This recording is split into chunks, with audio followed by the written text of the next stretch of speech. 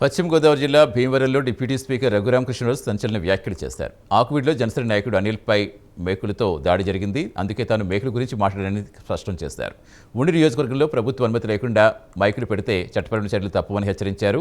జడా శ్రవణ్ బరి తెగించి మాట్లాడుతానని deputy speaker Raghuram మండిపడ్డారు. తన నాలుగు కోసి పవన్ కళ్యాణ్ పంపుతానని, సమాధి కడతానని జడా శ్రవణ్ అనడం విచిత్రంగా ఉందని తెలిపారు.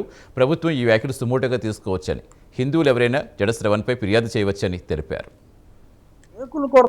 ఆకువీటు సంఘటన మీ అందరికీ తెలుసు.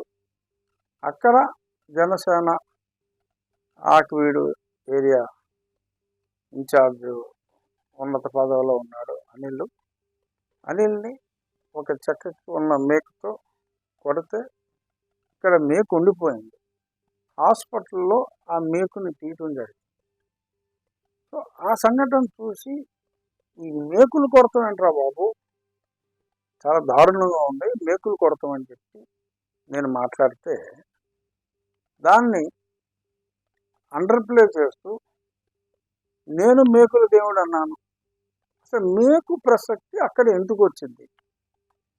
ఇక్కడ కొంచెం 2 మిల్లీమీటర్లు అటు ఇటు అయ్యి ఉంటే ఆ వ్యక్తి చనిపోయిండే. అసలు ఇక్కడ మేకు దిగబెట్టారు, ఈ మేకులు గొడవ ఏంటి అన్నదానికి జీసస్ క్రైస్ట్ని సిలువ వేయడానికి ఏమైనా సంబంధం ఉందా? జీసస్ క్రైస్ట్ సిలువ చేతికి